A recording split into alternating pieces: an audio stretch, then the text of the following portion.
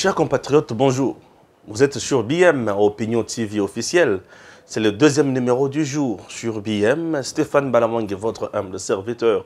Je suis toujours là pour vous informer et surtout recadrer certaines choses. Je parle maintenant d'un dossier, il y a maman, bien Mikolo, maman, union sacrée, non, maman, union salité. Voilà, maman, union salité. Maman Marie. La vidéo, elle est de décider. Et aujourd'hui, qui va enlever et kangié.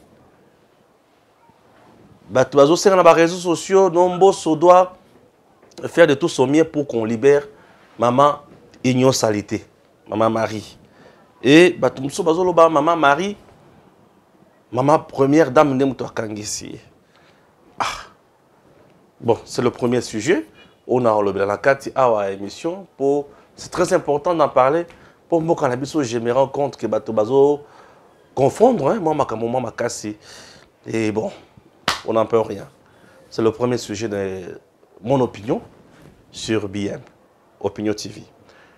Et le deuxième, je vais l'évoquer tout à l'heure et vous allez comprendre. Mais je commence avec d'abord celui-ci.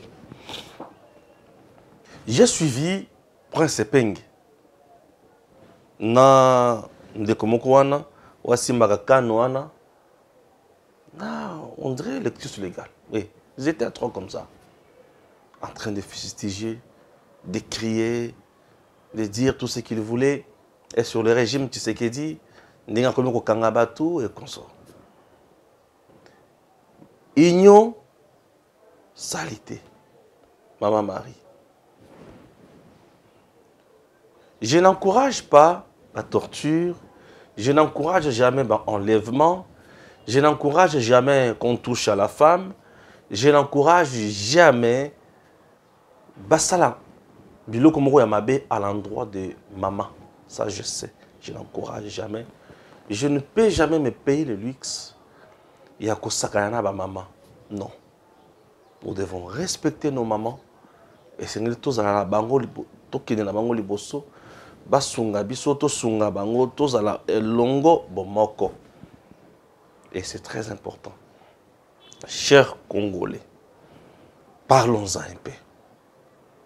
J'ai suivi les déclarations de Maman Marie, qui est communément appelée Maman Igno Salité. Vidéo na liboso na bana kolandango, alo ba sur mboso, mboso yo keba, mboso yo keba. Qu'est-ce qui se passe avec Maman Marie? Oh non, il y a mi koloni tozana nangenge. Azana ngenge. Il y a mi kolom to oloba loba. Oloba nini? Na vanda na yoka eloko oloba. Na monika eloko azoloba ezate à part kofinga. Surtout ce que j'ai entendu dans ma camonaille. À part kofinga. Elle insulte, elle parle. Et comme les Congolais parfois aiment tant bato ba ofinga, bango ba oseka, ils ont ça là bango bien. Mais je comprends plus rien. Maman Igno Salité oyo. Ça somme. Bon. Ça passe. Bato ba c'est qui? Ouais, c'est bien. Quelques jours après, nous avons vu cette vidéo. Azo finga siko première dame. Yoku tu faut sepela. Na libalo zanango. Po ezaki il va y abattre. Oui, yango. Là, j'étais vraiment intéressé. Mais non. Et qui musika. Et en plus, na Congo tozakala ba nyate, ba komona biso ba nya ezalakate. Pour dire que comme maman Denise et Nyakero, au Congo les noms de Nyakero, de Nya, les noms qui commencent avec Nya n'existaient pas. Jésus. Là, je me suis rendu compte que non. Awawa, et comme j'ai mon sous. Et comme j'ai mon sous. Navandi, pas dans le qui va kangier, va élever. Et ça tire dans le sens news. À gauche, c'est Mbosso. À droite, c'est Maman Denise. Mais dans le but, mais qu'est-ce qui se passe? Au juste, Nanya Kangi, si Nanya Kangi. Na yoko yoka lisusu version mususu. Yande komoko. Ben balobi, c'est sa famille na ba politicien mususu o ba créer eloko wana pour ba bimisango en pleurs et ça la moi tolé et console le ah bon? Bon, on verra. Pour autant la ndenge ezopese là, pe na okota na mozindo na yeba c'est qu'il faut dire. Chers compatriotes, navandi kaka na moni ba image epimi. Po mikolo monde ya réseaux sociaux, oyo nyonso sala na molili, ata mokolo salaka bato batiango kate, mais mokolo yali bato bako se référer na oyo salaka ya moke wana, o bato batiaka te wana, et comme quand même information oyo koki kosonga bato nyonso. Na mona kaka photo boy, na marche, manifestation moko, ya décidé, maman Union Salité, maman Marina Kati, asimbi, kaliko na lebi, ah! Ozala kande awa, décidé. Navanda muke, bato ba se faire passer mikolo lokola ba avocat. Namoni, niko maengele, oui maengele, namoni l'exercice légal, namoni, c'est qui encore? Prince Penge, dans le bi, ah, copie yango. Dans le but copie yango. Je commence maintenant. Les Suisses, Mayengele, Prince Peng. Il faut faire attention à ma cambosa. La bêtise, ils vendent les sous na Congo. Ils appellent ici quand on les sous Congo comme une posture, il y a bateau à réfléchir. Ça, c'est un coup politique. Monté de toutes pièces. Et on a utilisé juste cette dame, la pauvre, pour salir Batou, pour créer Babousoba. Na ebisa kabino numéro moko awake. Comme tu sais que tu as na makambo ya violation des droits de l'homme azate, il faut pas kotisa ikuna na nko. Nde loko baosa. Basi batini nga ba ku ebele ba plan nyonso to basi basala. Lokola Tshisekedi azana makambo ya violation ya droit de l'homme te, il faut pas kotisa ikuna. Lokola Tshisekedi azana arrestation arbitraire te, il faut pas kotisa ikuna. Lokola Fachi azana détournement ya misolo te, il faut pas kotisa bango misolo ko bayibi. Vous comprenez? Il faut pas kotisa bango misolo o bayibi. Makambo mikolo za ninga. Lokola za kuna te, il faut pas kotisa ye misolo o ya yibi te. Ayibi. Il faut pas kotisa ye misolo bongo. Lokola ba monike abomité, il faut pas la tessayer le wanini. Okumana bango moko bakanyi mwasi na mwasi wana. Batu ba coup politique, ya batu ba parti politique o bazo sala ba jeune bango oyo. Omona bakanyi mwasi bango moko baké ba bomi. Ba la tessia ngo régime ya Fachi. Ceux qui boki ba bomi. En tout cas, ne pensez même pas que le régime ya Fachi azana na tina ya kokine ko boma mutu wana te, non. Non. Chez Fachi, tu critiques comme tu veux. Au sein de personne ne s'occupe de toi. Je dis personne. Fais ton travail. Maman, Union Salité. Maman Marie. Na âge na yewana. Mbosso yokeba. Denise Bonaboy. D'abord, ici, c'est une ignorance na ye. Akebisa Mbosso na likambo nini. Afinga Mbosso na likambo nini. Mbosso akozana problème na ye na likambo nini papa ya bato ko fêter anniversaire na ye, joyeux anniversaire paka. Papa Mbosso akofinga na likambo nini. Papa Mbosso akozana problème na likambo nini. Mbosso ne gère pas, mais Mbosso contrôle. Mbosso ne gère pas ba ministère. Mbosso a contrôle la kande bango. Mbosso azali président ya Assemblée nationale. Nini ya mabe Mbosso alobi na Assemblée nationale oyo. Maman ya décidé, maman Marie ya Union Salité. A comme ça problème et pas Mbosso. C'est-à-dire bazo tindi kaye na makambo oyo azo yeba mutuna makolote. Et le président Mbosso n'a même pas l'intérêt yako kangisa mutuana to faire enlever. Non. Il n'a même pas cet intérêt. Mbosso n'est pas dans la lignée de Mbosso, c'est un papa responsable. qui fait bien son travail, qui a compris que je suis président d'une institution, d'une grande chambre.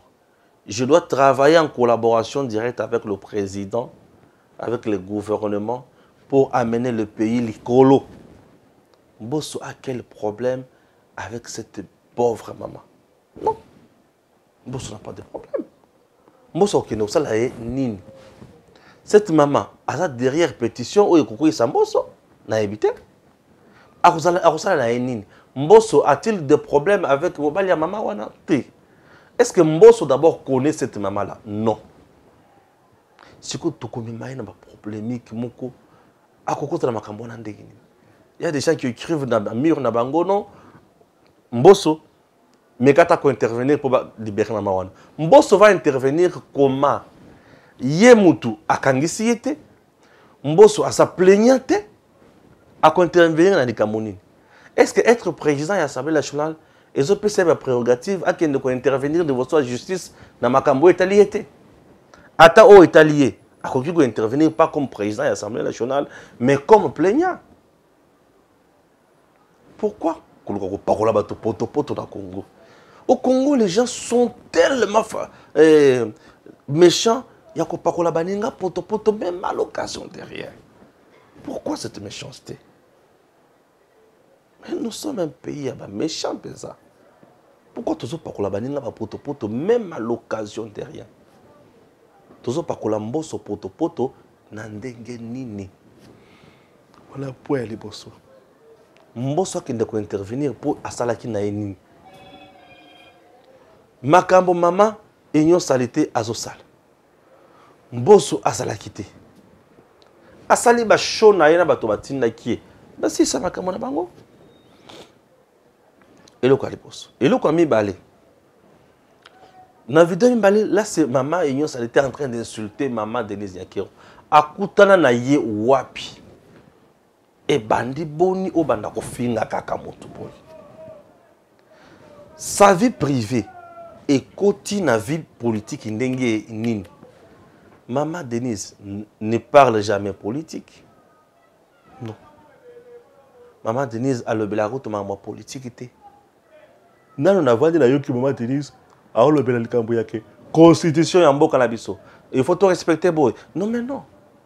Allo belaka makambo ya fondation. Oyo yes ngile sala pona bana ya Congo. Suko mama union sanitaire comme na pona ko finga ndenge nini. Est-ce que dans ce pays ata oza mokolo, ata oza elengi, ata oza normal.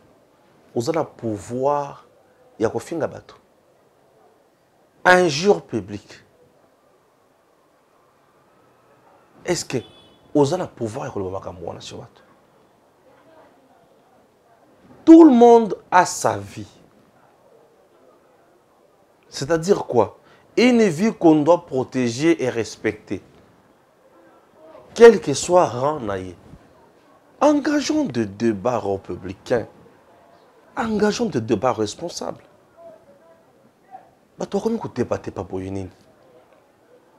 Je dis bien, personne n'a le droit d'insulter les gens ici.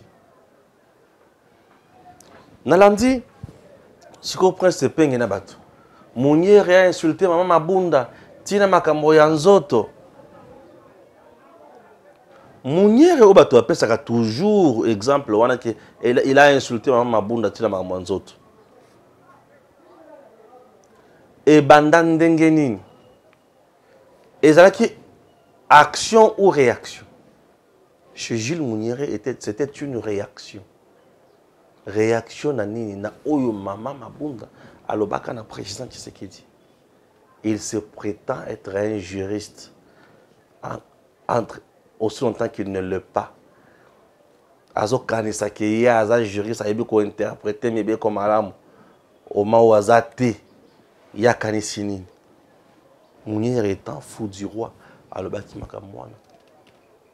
C'est bien. Je n'ai jamais encouragé le propos de Mounier aussi. Un temps, tout comme dans Makambuya, appelle la violence et console à Rwanda. Mounier a passé 2 jours en prison. N'est-ce pas? Gilles a passé des jours en prison. Bakangaki, avant de la prison. À 8 ans, passé la prison. N'est-ce pas? Tant que Gilles a passé Mikolo dans la prison, on peut dire ça quoi maintenant aujourd'hui? Gilles du pouvoir, Bakangaki. Joël qui tenait du pouvoir, il a passé plusieurs temps en prison. Plusieurs fois en prison. Pourquoi? Bango ba le but pour tous les pouvoir, il y a des gens du pouvoir qu'on arrête. Ce qui va Salimbeba. Oui, qu'on arrête ce qui va Salimbeba. Donc cette dame n'a pas le pouvoir. Il y a comment finga batou. Alobakia bokangi était. C'est quoi ça? Pas comparaison banale. Hein? Mais qui prend ces pingles simples de fermer sa bouche? Les autres, vous avez manqué quoi dire au peuple congolais aujourd'hui?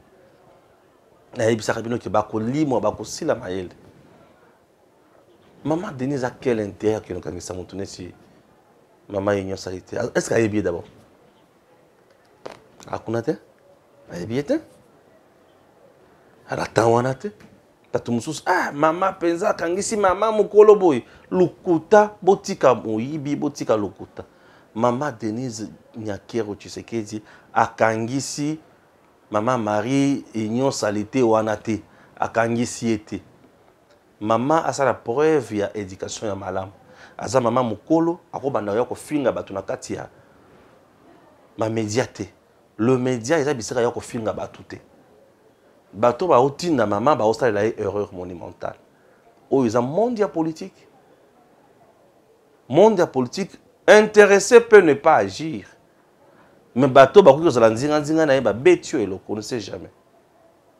Mais dans ces dossiers, maman Denise n'est pour rien. Même son entourage attend tout mon côté. Asime maman wana te. Maman wana za cop na bango bato a décidé. Ndenge ba bandaki yango, bango moko ba yebi côté bazo kenya na yango. Basala makambo na bango buzo bana bango basila na bango na bango. Vous utilisez une maman comme ça. Ce qui a ça na bana, mais je suis désolé pour na bana. Comment vous pouvez accepter maman na bino ba utiliser na biloko salité boy? C'est désolant. Admettons que yo za mobali, oza na mwasi, babukili no bazomona maman na ondenga zo finga ba ton public. Ça te fait quoi? Et ça sonne. Et ça sonne makasi. Congo ils ont besoin na bato bazo ya ko finga te. Congo ils ont besoin ya bato bazo ko pesa makanisi. Les lots opposition entre autres décidés la Mouka, elle Fayulu seul. Penge, les autres, tout là. Baza batulio, baza na perte de vitesse ya kosakanate. Puisque bakoye bisa biso que nini il faut pas dénoncer ce qu'on. Bazo dénoncer nini. Baza ni mama ko dénoncer, bakomi ko luka ba biloko oyo wapi faut ba simba po bazo ba kende liboso. Et biloko ngo bazo luka ko simba wana. Eza na tina moko te. Félix Acheba tout gachi. Opposition à Congo na biso awa ezalaka makasi lorsqu'on arrête les gens arbitrairement. Bakangi leader tel, ba condamné. Ah, bato ba lubi bomo ne bazo kanga bato. Opposition à Congo ezalaka makasi lors marche yango wana. Batindi la police et beti ba garde la lacrymogène kangi bato bomi. Ah, bila. Mais là, il s'est dit que la méthode de nous, on a fallu la métier en Félix Autaleka na misbo. Mouton a osé les wapi. Côté qu'on a osé la été. Ba marche pacifique, bon ça le n'est bolingi. Et comme il s'est fallu l'onda comme na katia ba marche a craqué, a remis au fin ba politicien, ba policier, ba bololé na bino. Un papa. Bon ce qui n'a moni maman ignon sa salité, azo fin alandi nani tata na ye. Alandi Fayulu. Parce que mon finga ba policier wana ne Fayulu. Ce qui maman ignon sa salité à fingi. Alandi nani? Alandi Fayulu. Ah on a ça sur nani mususu. Alandi Fayulu. Est-ce que j'ai l'honneur? Alandi Fayulu. Ah kulanda susu mutuni. Moto fingi wa policier wana Fayulu. Lelo na zo finga Mbosso, na zo finga Maman Denise, Maman Union Salité. Ne moto zo finga na Mbosso, alandi nani? Alandi moto azaba konzi na ye. Donc parti à Batou, bango bazawana kaka champion na makambo finga. Ba finga Chilombo mabe, baloba koto mabe. Ça la marche. Bengisa ba ville morte. Tondi mama kasi na yo. Akomeka mutu fwa kangama na ba mouvement citoyen. Au journée na biso ya génocide ye wana ye. Journée ya génocide ya bani koloba makambo élection. Journée za génocide mais yo zo makambo élection et ça les dit. Oh mutu nanga Joël ki tenga loba ke aza profitologue. Un profitologue. Toujours le makambo génocide mais profitologue ya bani le makambo élection. Bazo Lukati Tshisekedi na nyonso. Ça m'a passé. Na moni psycho yo ke opposition ya Fayulu na ba epenge na batu nyonso ba komi na suka. Batali gratuité. Ya ici mais gratuité yango wana, ya gratuité yango wana. OK. Ba fani ba gratuité. Ba kol ya kwa na zotongama. Ba militaire quand yango wana, hôpital yango wana. École ya militaire yango. Mototo kozole wapi. Et comme passe. Je m'excuse. Et comme il passe. Tu sais que tu n'es pas dans Oyo soit toi au Kanesawana. Tu sais que tu as sera musala na calme même. Au régime nini oyo. Bazo enlever bateau. Bazo kanga bateau non. Kuna bino bosilisa ndenge bobandaki yango. Bosilisa kula bino ndenge bobandaki yango. Mutu akuna zate. Nous avons tellement de choses à faire pour les Congolais, à tel point que toi, on attend à cause de la distraction. Il y a maman qui a fait un bateau. Non, c'est la cop nabino. C'est que Dieu a makambo anate. C'est que Dieu a makambo anate.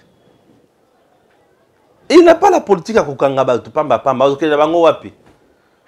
Kuluna oyo bozalaki na bango wa bozo boma mango midi soir na régime ya Kabila. Ndi makambo banda ko pesa bino force ya koloba yango wana mais tu sais que dialo bina ko bomate boya awa kanja makasese kuna na ko torturer motuti allez ayokola musala ayokoli musala OK allez sala musala ngo asali musala au produire allez bon non va chercher bango nyonso kao kao aujourd'hui nos jeunes vivent à l'aise motakoli Kabila tikala ko pesa ye musalate. Régime pesant ne pesa ye musalate. Et tangisi ete et puis si papa na ye misolote et puis si papa na ye musala malongate salaire malongate. Facha le bité. Papa na ye azana salaire te. Bana bakomi makulu na balabala. Tout ça ndeni. To bo mabango. Mais papa wana ko bota lisusu bakulu na kaka. Ça ndeni. Tout changer vie à papa, salaire na yemata, fatibet. Tout ça la skoni. Tout kanga bango, tout tinda bango na kanya makasese. OK, bakomi na kanya makasese. Ah bakomi skoto bo mabango, ah bato mona te. Ce que to bo bango nyonso bato mamoni te. To ça la fosse commune ah. Mais ko yeba na kaka. Ba ça ba Rwandais te, ba Burundais te, ba Congolais c'est bon. Comme ba Congolais, ba yekola musala. Bato bazaki nul. Bato bazwa ki formation à tam mon côté ba yekoli musala leur ba yekoli musala babandi ko sala babandi ko futa bango. Aujourd'hui le jeune Kuluna qu'on appelle bâtisseur aujourd'hui, hier Kuluna aujourd'hui bâtisseur, batindi bango na espace ya Grand Kassai ba otonga ba école ba otonga ba hôpital. Donc la gratuité de l'enseignement qui souffrait na point ya surpeuplement na ba classe pour na ba infrastructure de base on les a quitté lelo bazu yango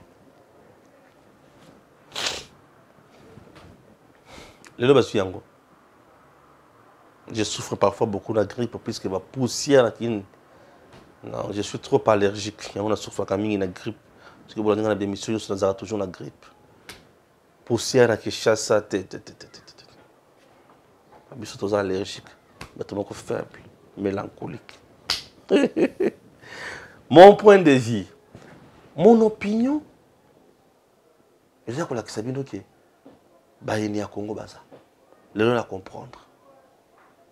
Il y a des gens qui crient dans les médias chaque jour.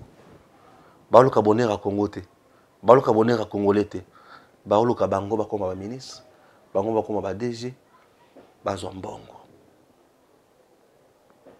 à se faire santé. La population a monté bango bato malamu pour pas pour na bango en 2023. C'est ça. C'est ça. C'est ça. Donc population monté bango bato malamu pour pas pour na bango en 2023. Au cas contraire, ba les cater. Bref, maman Marie Ignosalité, ce qui a salé mbeba à répondre à la justice. Ceux qui ont enlevé le service à l'État, s'il vous plaît, on ne voit pas pourquoi enlever. Ceux qui je dis. Mais ceux qui ont service à l'État va quitter la bangoyete et que Zakop n'a pas décidé. On ne s'occupe de rien. Les chiens aboient, la caravane passe. Mais chez moi, le chien aboie, la caravane écrasée. Vous voyez un peu? Donc c'est un peu ça. C'est dommage, c'est drôle, c'est parfois rigolant. Il y a comme on a bateau, mais pèse na magamone oyo. Et bah comme c'est un problème, aussi longtemps, bateau oyo bah on besoin incriminé wana, bah un problème à mon côté. C'est méchant. Et cette méchanceté doit prendre fin. Dans le troisième numéro du jour, dans les après-midi, je vais vous parler de la sortie médiatique de Moïse Katumbi qui ne veut pas assumer bilan Nakati à Union Sacrée. Et je vais vous parler aussi de Pero Loara où ils ont continué à faire le président Tshisekedi. Ils ont n'importe quoi. On est dans le troisième numéro. Suivez une fois de plus cet élément. Sans plus tarder, le numéro 1 de la République démocratique du Congo, Félix Antoine Tshisekedi Tshilombo, aïe, au Tika Fololo. Suivez d'abord ce reportage et puis on se retrouve juste après. Le colonel Ferdinand Maïna Bachilo, père biologique de Madame Adèle Kainda, ministre d'État en charge du portefeuille, a tiré sa révérence à Kinshasa le 28 juillet dernier. C'est ce mercredi que la famille de l'illustre disparu a organisé des obsèques dignes en la cathédrale du centenaire protestant. Toujours plus proche des siens, le chef de l'État Félix Antoine Tshisekedi Tshilombo a personnellement fait le déplacement de ce lieu du culte pour honorer la mémoire de ce vaillant officier qui, durant toute sa vie, a servi la nation sous le drapeau. Le garant de la nation s'est incliné devant la dépouille. La princesse Adèle Kainda, fille de l'illustre disparu, ministre du portefeuille visiblement abattu, a reçu la consolation du père de la nation. Un honneur pour la grande famille royale Oussengue qui exprime sa reconnaissance à l'endroit du président de la République. Au président de la République, je voudrais lui dire merci, lui exprimer beaucoup de reconnaissance du clan Oussengue, qui est notre clan royal, et de toute la communauté Tchokwe. Nous n'avons jamais été élevés en politique comme maintenant. Nous n'avons jamais eu de valeur comme maintenant. Les mots pour qualifier ça ne sont pas aisés à donner. Il nous a beaucoup élevés en dignité et puis en se déplaçant. Et je sais qu'ils ont de très bonnes relations, elle le considère beaucoup. Ça nous touche profondément. Plusieurs personnalités et membres du gouvernement étaient présents à ce culte d'action de grâce officié par le révérend André Bukondoa, représentant légal de l'Église du Christ au Congo. Le colonel Ferdinand Maïna Bachilo, retraité de l'armée congolaise, quitte la terre des vivants à l'âge de 77 ans.